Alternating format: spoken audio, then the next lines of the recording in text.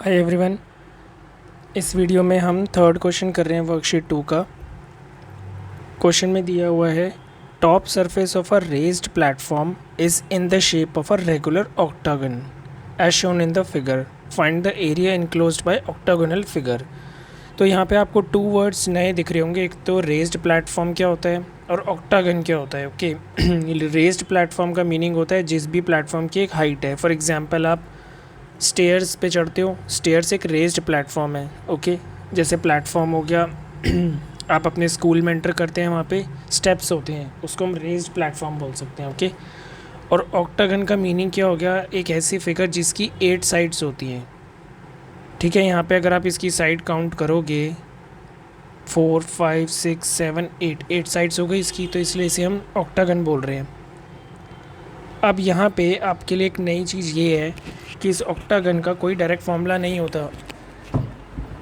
Right, area निकालने का। लेकिन हम इसका कैसे निकालेंगे एरिया? इसमें ऊपर एक ट्रेपीजियम है, बीच में एक रेक्टेंगल दिया हुआ है और नीचे भी एक ट्रेपीजियम है। ये एक आपके पास ट्रेपीजियम है, बीच में आपको रेक्टेंगल दिया हुआ है और नीचे जो फिगर है वो फिर से किसकी है? ट्रेपीजियम की। तो आपने नोटिस किया जितने भी हम क्वेश्चंस कर रहे हैं उनमें डिफरेंट जो हमें पॉलीगन दिया होता है उसका एरिया हम कैसे कैलकुलेट करते हैं? जो हमें ऑलरेडी नोन फिगर्स हैं, ट्रायंगल हो गया, ट्रेपीजियम हो गया, रेक्टेंगल हो गया, उनके एरिया को हम प्लस करके और फाइनली हम अपना आंसर निकाल लेते हैं। ठीक है, अब यहाँ पे क्वेश्चन में आपको एक हिडन चीज़ ये दी हुई है कि आपको सिर्फ सी डी जो एक साइड है उसका डायमेंशन दी हुई है 5 मीटर, बाकी सब साइड्स की तो नहीं दी हुई, लेकिन ये सारी साइड्स जो हैं वो इक्वल होंगी, तो इसलिए हम यहाँ पे 5 लिख लेते हैं। ठीक है, ये सारी साइड्स हमारे पास कितनी है? 5 मीटर की।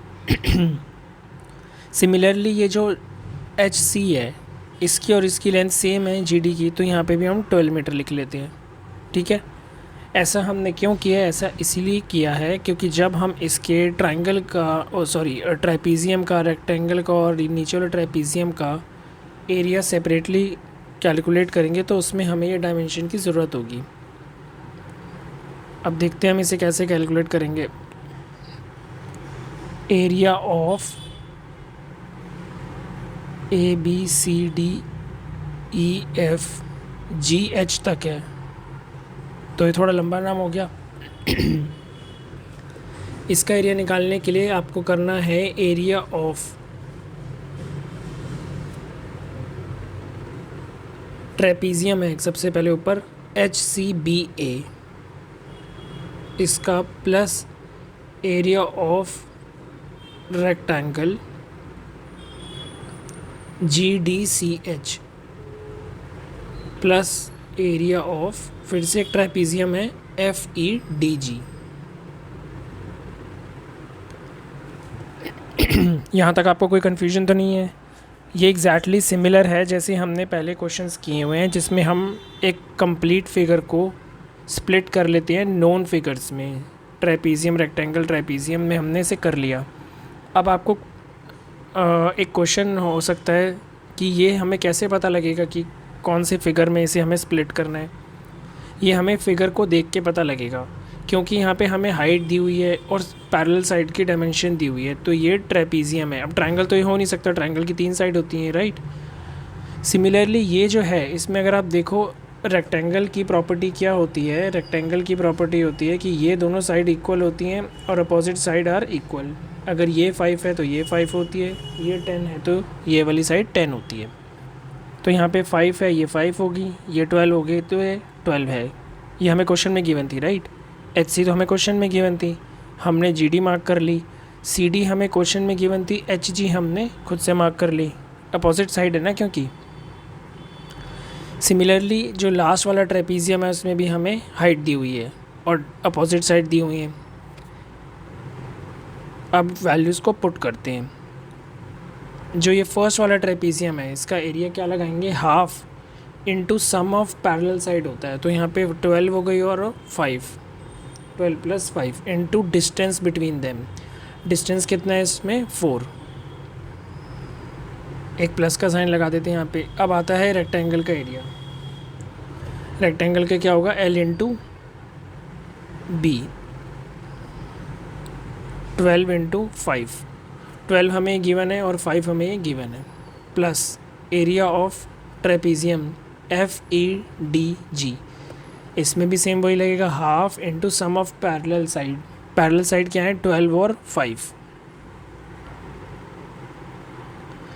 इंटू डिस्टेंस बिटवीन देम, ये होता है। तो यहाँ पे डिस्टेंस दिया हुआ है, मैं आपको अलग से बना के दिखा देता हूँ। ये ट्रेपीजियम ऐसा है, इसमें हमें 4 गिवन है, ये 12 और ये 5, और इस क्वेश्चन में हमें सारी डायमेंशन मीटर में दी हुई हैं, ठीक है।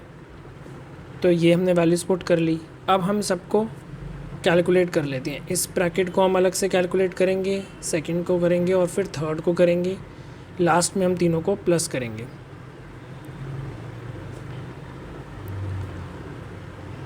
अब ये तो पहले इसको एडिशन वाला हम सॉल्व कर लेते हैं। 17 इंटू 4 प्लस 12 इंटू 5 पहले से ही है, प्लस और यहाँ पे 4 लिखना भूल गया था मैं, यहाँ पे 4 आएगा, इनके बीच में जो है वो डिस्टेंस है। 17 इंटू 4, ठीक है।